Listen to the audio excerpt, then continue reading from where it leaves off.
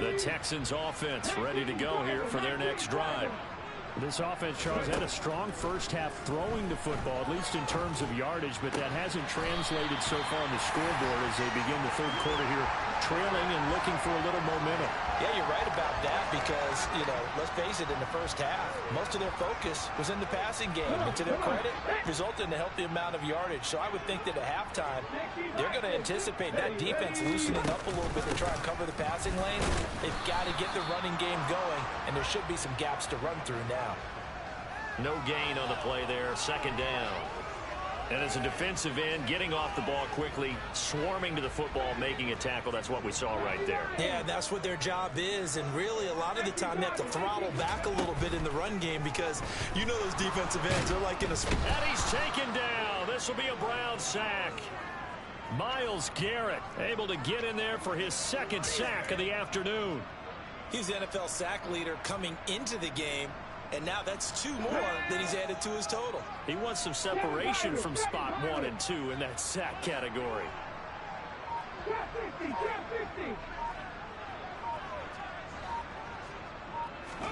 Now on 3rd and long, they'll look to throw. That's caught left side by the tight end, Jordan. And he'll be brought down inside the 40-yard line.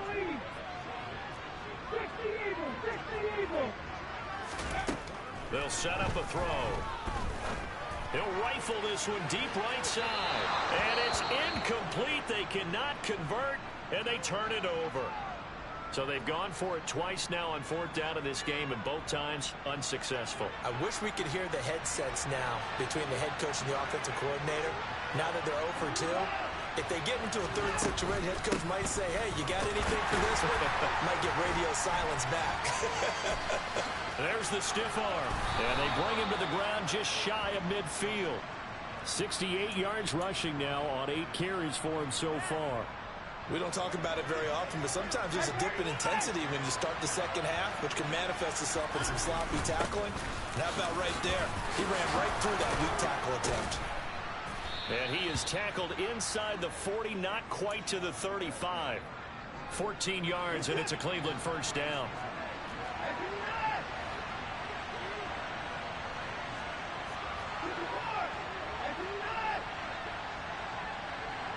In motion left, that's Cooper.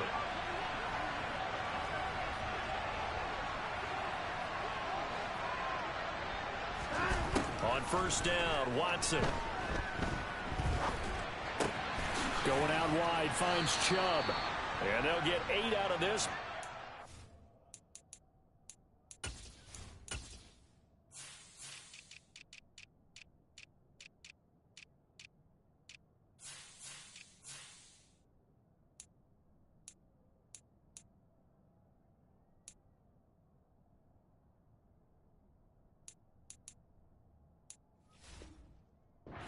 Stopped at the 28.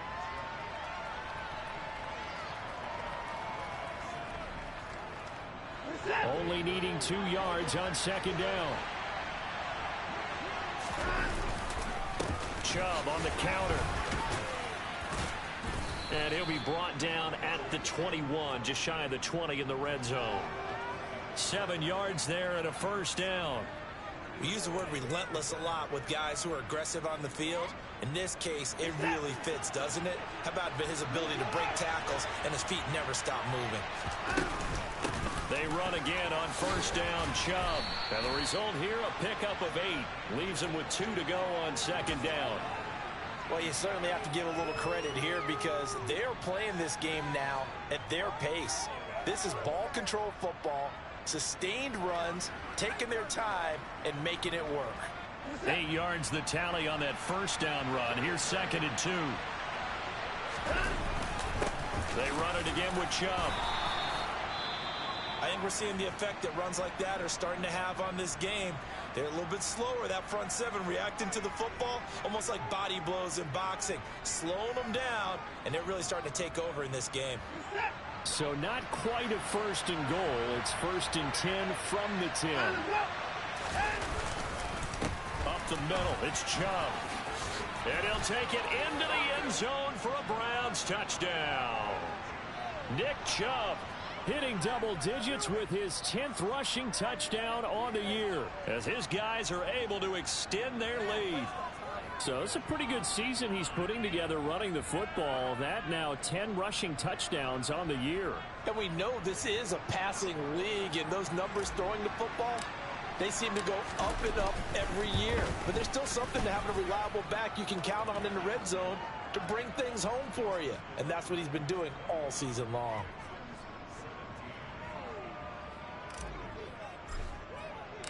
The Browns kicking team out there now as they'll send this one away. This will be fielded inside the 5. And not much happening on the return as he'll get this to about the 23.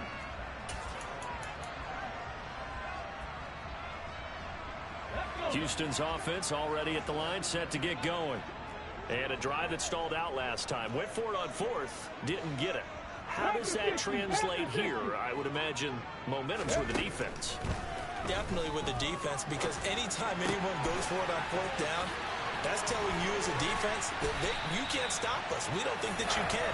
And when you actually do, that may put a little dent in the confidence of the offense the next time they hit the field. Yeah, we'll see if they can bring that pride, the offense, this go around. And with that last play, he's now up over that 300-yard mark. And in today's NFL, it almost feels routine. And I hate that when you talk about a 300-yard passing game. To me, 300 yards still signifies excellence, and he's achieved that in this performance. And they'll get this to the 30-yard line before crossing over out of bounds. It's another first down as this time they get an even 20. He'll look to throw. And the coverage terrific there as that's knocked down and incomplete. He didn't just deny a big throw there. He broke that one up in the red zone. An excellent play, one that may help save points on the board when this drive is over. And he'll slide to a halt here, still a little shy of the first down marker. So they'll get a little extra time to come up with his 3rd down play as we play.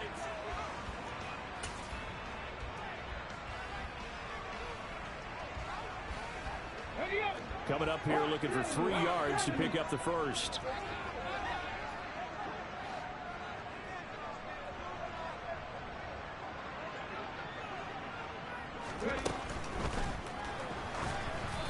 And that is incomplete. But the pressure there on 3rd down, forcing the errant pass. 4th down coming up. We've seen this quite a few times in this game. Offensive line unable to keep leverage, unable to keep people away, facing a lot of pressure. Fortunate just to get rid of it. One of the reasons they're down is that inability, though, to stop the pressure. We saw another example of it there. And he's brought down. Can't do anything with a football. It's a sack and a turnover on downs. The Texans tried it, but they come up empty here on 4th. And this Browns defense stands tall. The Browns drive about to get started.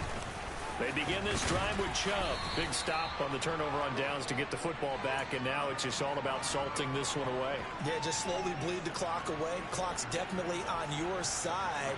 And, you know, when we talk about analytics in the game, what is this one? The advanced win metrics?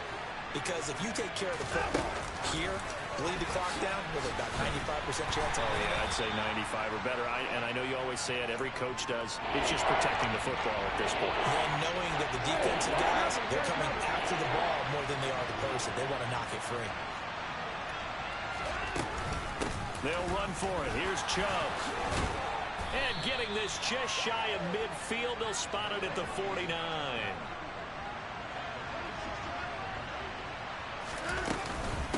And again, it's Chubb. And they're going to stop him right at the line of scrimmage. Just no cutback lane to be found whatsoever. 2nd and 10. So after the run for no gain, here's 2nd and 10.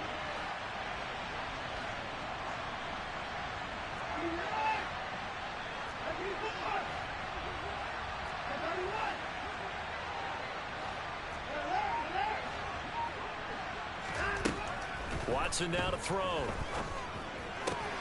Got an open man. That's David Njoku, the tight end.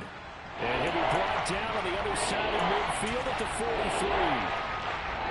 He's not football about the gain there on second down. That was a positive play because that was a take-what-you-can-get situation. Got out to the tight end. Now it gives them much better opportunity to convert on third down. And he'll be brought down just shy of the 40. And they pick up a first down, and that came out of the fullback position. But as you and I both know, that doesn't necessarily mean it's a fullback playing in that spot. Well, times have changed, right? The old-school fullback doesn't really exist anymore. We're not getting that same player out of college. With all the spread offenses, not very many pro style, where you actually have a true fullback. We're having to make do in the NFL and put guys in that spot who emulate it but aren't necessarily that position.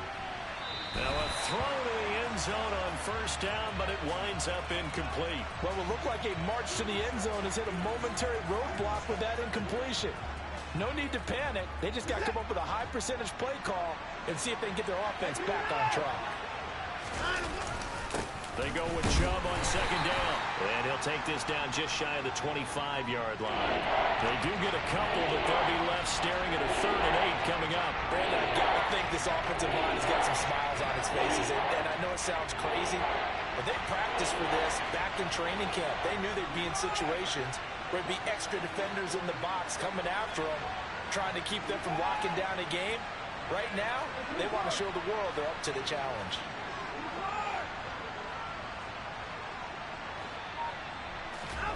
Throwing on third down, Watson. And intercepted. Maybe the turning point they need. Derek Stingley picks it.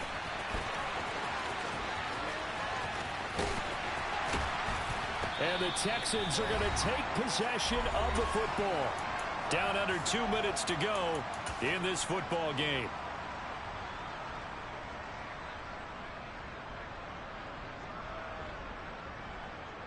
Here we go. 60 Bobcats. They'll come out throwing here to start the drive. Oh, the ball comes out on the hit, but they'll say it's incomplete. Tell you what, partner, after he ices down, he's going to need a nice long soak in a hot tub after this one. He's been under duress the entire game. Yeah, once again, hit as he throws. Fortunate that one wound up incomplete. He'll try again with the arm here on second down. And this is intercepted, and that should do it. It's Kyler Duggar who picks it.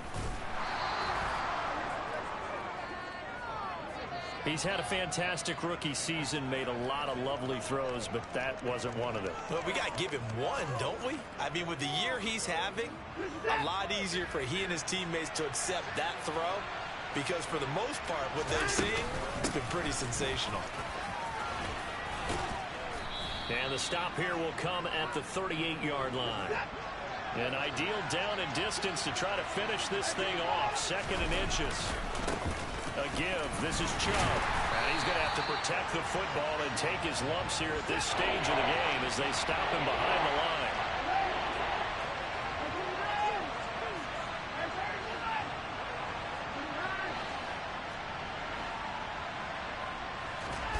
Faking the give. Now Watson. Looking deep in the direction of Cooper. And it's intercepted at the goal line. Derek Stingley picks it. And the Texans are going to get the football here as the ball will come out to the 20. Well, in all likelihood, this ball game's still over. I mean, even with the interception, 2-score game, they need a miracle. Curious decision to even throw the ball in that situation, but maybe they saw a stacked line of scrimmage and said, hey, it's better to try and throw than to try and run against it. In any event, I think you're exactly right. Now, the other team can pad their stats, but I don't think they're going to win. Yeah, but still, don't change the channel just yet. Trying to shake off the interception. He'll look to throw. He's got a man complete. And they're going to have this across midfield and inside the 45. Now the Texans will burn the first of their timeouts as they get the stoppage with just under 50 seconds remaining in the fourth.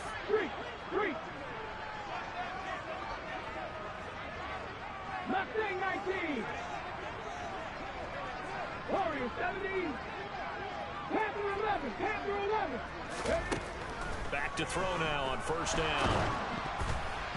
Oh, hit as he throws there, incomplete. You get into these 2-minute drill situations and you often got tired legs on the offensive line.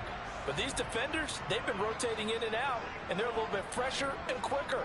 And the pressure there forced the incompletion. And 2nd and 10, he'll look to throw again. He's going to rifle one deep left side. And that's going to be incomplete. Good effort there trying to take a shot, but it's 3rd down. Back-to-back incompletions, but we know this is definitely 4-down territory. Time not on their side. I don't think they want to try and get the first down in 2 installments. I think they got to go and get it right here, right now. 60. 19 Lions. Back to throw again. He wants it all for the end zone. And unable to connect. Incomplete. I'll give them credit. They took their shot, but it's going to bring up 4th down. That means it's just one last chance left, and this has to be a first down or a touchdown, or this game's over.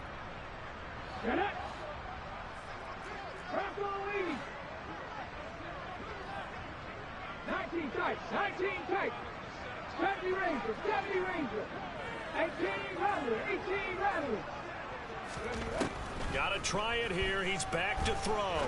He's going to look deep now for Landry. And it's incomplete. They cannot convert, and they turn it over. They had to go for it with such little time remaining, and this Browns defense stands tall. The Browns drive about to get started. And still 2 timeouts defensively, but even if they choose to use those, 3 kneel downs should be enough to get out of here with a victory. And that's exactly what's being stated into the head coach's headset. Oftentimes they have a guy upstairs who monitors this at the end of the game. Little clock management 101. Rush coming, and he's taken down. And a timeout comes in. The whistles blow with 3 seconds remaining.